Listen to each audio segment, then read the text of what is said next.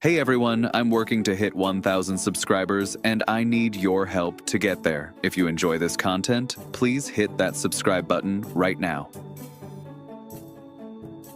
Oh, you thought this was going to be a quiet, calm spring training for your Boston Red Sox. You thought everybody was going to be healthy, everybody was going to show up ready to rock, and we were just going to glide into opening day without a single problem? Absolutely not. Not in this city. Not with this team. Because Boston doesn't do boring, and February 2026 has made absolutely sure of that. We've got shoulder injuries piling up like traffic on the Mass Pike. We've got roster battles getting flipped upside down overnight. We've got a Rule 5 pick with stuff so filthy he might just bulldoze his way onto this team before anyone can blink. And we've got two franchise cornerstones, Jarren Duran and Trevor Story, who are down in Fort Myers looking like absolute monsters while everyone else is falling apart around them. This is the Red Sox Rundown, and today we are not holding anything back. Buckle up, because this one is loaded. Let's start with the story that broke Red Sox Twitter into a million pieces, and honestly, if you've been paying attention, it shouldn't shock you one single bit. Romy Gonzalez is not going to be ready for opening day. There it is. The news we all saw coming from about a mile away has now officially been confirmed by the man himself.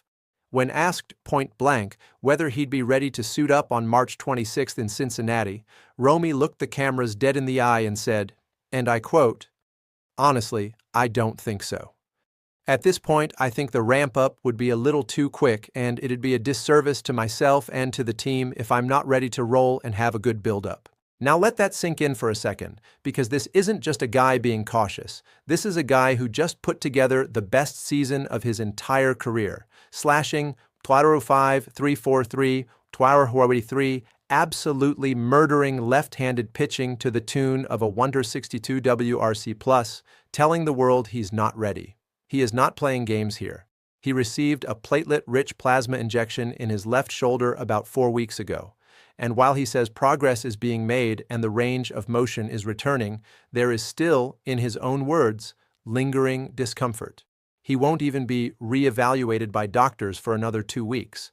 That means by the time anybody even knows what the next step looks like, whether it's surgery, extended rest, or something else entirely, opening day will essentially be knocking on the door. There is simply no time, and if you are hoping for a miracle comeback, the math just does not add up. Romy Gonzalez will almost certainly start the 2026 season on the injured list. And here's the part that makes this genuinely heartbreaking for Red Sox fans who love what Romy brings to this ball club. Last year was supposed to be his proof-of-concept season. He went out and delivered in a big, big way. He earned the right to come back in 2026 with a real role, a real opportunity to build on that breakout, and to cement himself as an irreplaceable piece of this lineup. Specifically against lefties, a category where he was one of the 9 best hitters in all of baseball. His value to this team is enormous, and now, through absolutely no fault of his own, a shoulder injury is threatening to not just delay his season, but potentially derail everything he worked for. Because here's the thing that nobody wants to say out loud, but everybody is thinking. There is a Wally Pipp situation quietly developing right here in Fort Myers. If you don't know the story, Wally Pipp was the starting first baseman for the New York Yankees, who sat out a game with a headache in 1925. The guy who replaced him? Lou Gehrig.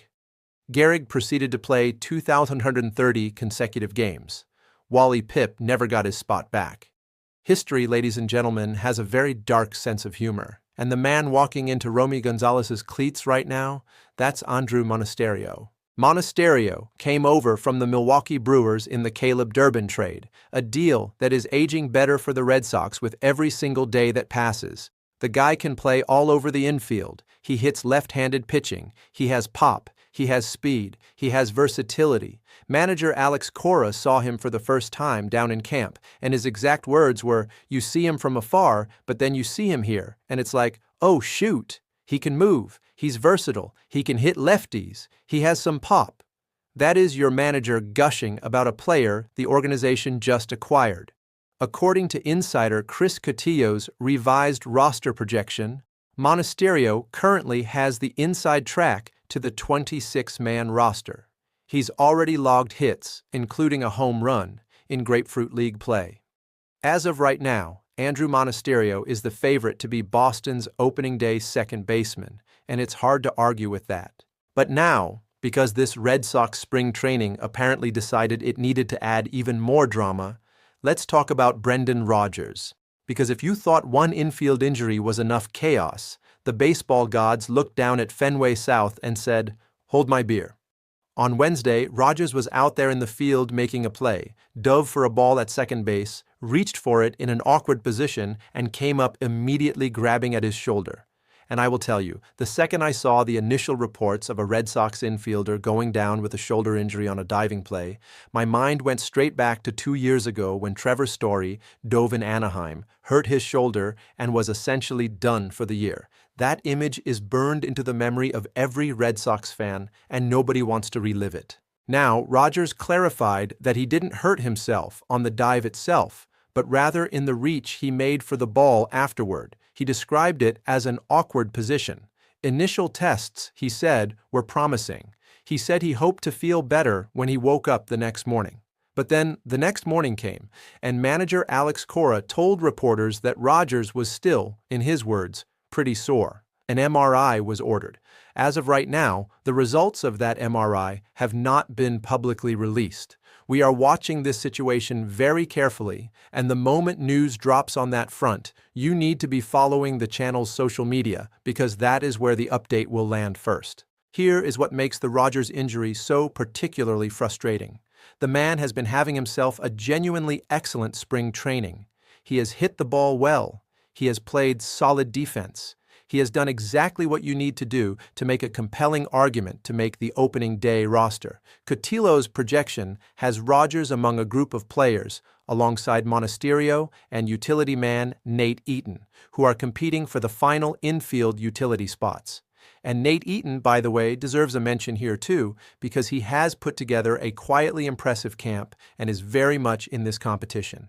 The infield battle is real, it is fierce, and now it just got even more complicated with Rodgers potentially sidelined. Now, let's talk about the rotation because there is a massive storyline developing around that fifth starter spot, and it just got a whole lot more interesting. According to Coutillo's sources, Johan Oviedo currently holds the inside lane to that number 5 slot. The reason is simple. He is fully healthy and without restrictions entering camp. His competition, Patrick Sandoval and Carter Crawford, are both running behind. Crawford dealt with the flu and is still working back from injury. Sandoval is being brought along slowly and methodically, so Oviedo, by default and by circumstance, is the frontrunner. But let's pump the brakes just slightly, because Oviedo's spring debut was not exactly a confidence builder. 3 walks, got into jams, escaped them, yes, which is a credit to him. You love to see a pitcher get out of trouble, but it was erratic. It was the kind of outing that makes a front office tap its fingers on the table and wonder.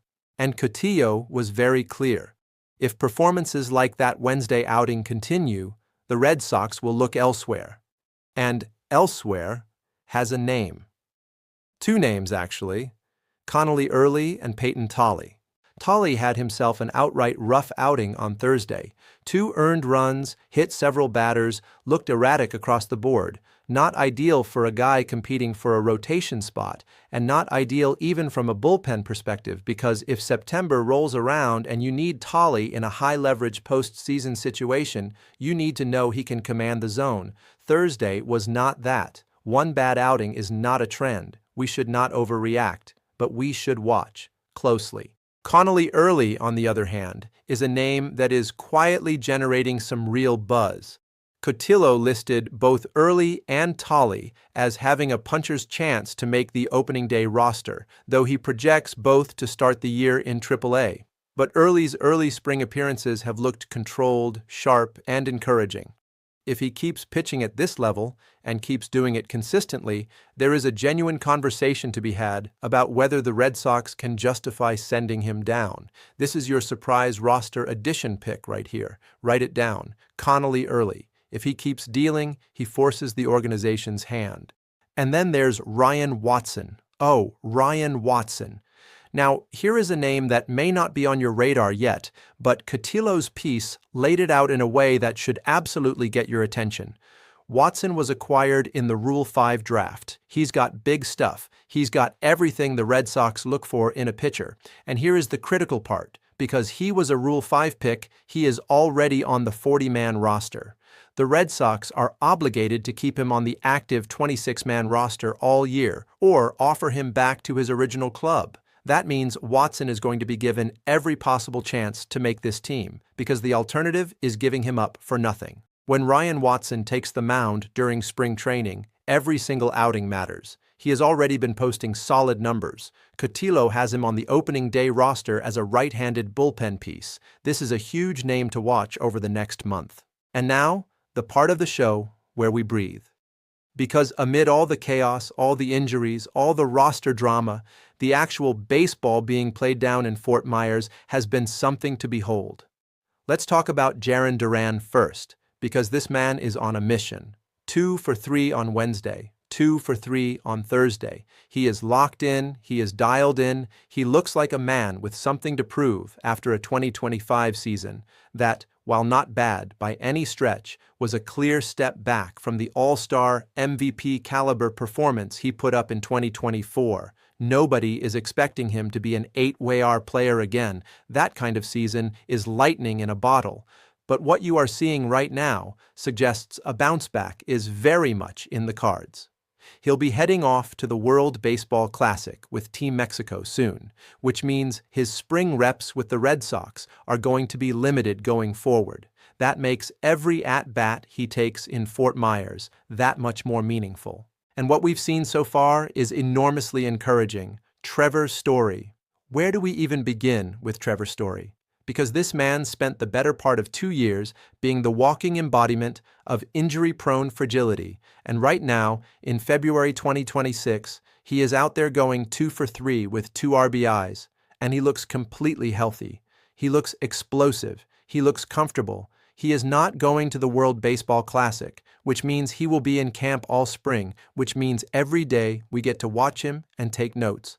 Story has enormous upside when healthy. Everyone has known that for years, and if he can stay on the field, what this lineup looks like with a healthy, producing Trevor Story in it is genuinely exciting to think about. Caleb Durbin is also turning heads.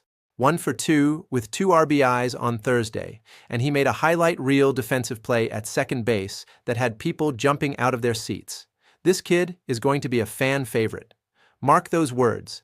There is something about the way he plays the game, the energy, the instincts, the baseball IQ that makes you want to watch him every single time he's on the field. Every day that passes, the Caleb Durbin trade looks better and better for the Boston Red Sox. And let's close out the spring training notes with a tip of the cap to the 2 men who are quietly building one of the most terrifying bullpen tandems in all of baseball. Garrett Willock and Justin Slatton. These 2 were absolutely nails again on Wednesday. Electric, dominant. The back end of this Red Sox bullpen, when healthy and clicking, can rival anyone in the American League. If Boston is going to make a deep postseason run in 2026, these arms are going to be a massive reason why. And Garrett Crochet on Thursday, in his first appearance of the spring, was everything you wanted and more. 2 innings, shutdown, looked completely dominant. The ace is ready. Aroldis Chapman, in the same game, went 1 inning with 3 strikeouts. These are dudes. These are serious, legitimate, scary pitchers, and the Red Sox rotation has the potential to be elite. The pieces are there. The health needs to hold, but the talent is undeniable. So where does all of this leave us? Romy Gonzalez is almost certainly starting the year on the injured list. Brendan Rodgers is dealing with a shoulder injury with MRI results pending. The 5th starter race is wide open, with Oviedo holding a shaky lead over Connolly early and an ailing pair of competitors. Ryan Watson is a Rule 5 sleeper who could steal a bullpen spot. Andruw Monasterio is the new frontrunner for opening day second base. And Duran and Story are out here looking like the best 1-2 punch this team has had in the outfield and infield in years. Boston Red Sox Spring Training 2026 is wild, dramatic, compelling, and everything that makes baseball the greatest sport in the world. And we are just getting started. If you made it to the end of this video, you already know what time it is. Hit that like button right now. It takes 2 seconds, and it helps this channel more than you know. If you are not subscribed yet, what are you doing? Click subscribe so you never miss a single update from the Red Sox Rundown. And get down into those comments right now because I want to hear from you. Tell me, is Andruw Monasterio going to hold on to that roster spot even after Romy Gonzalez comes back?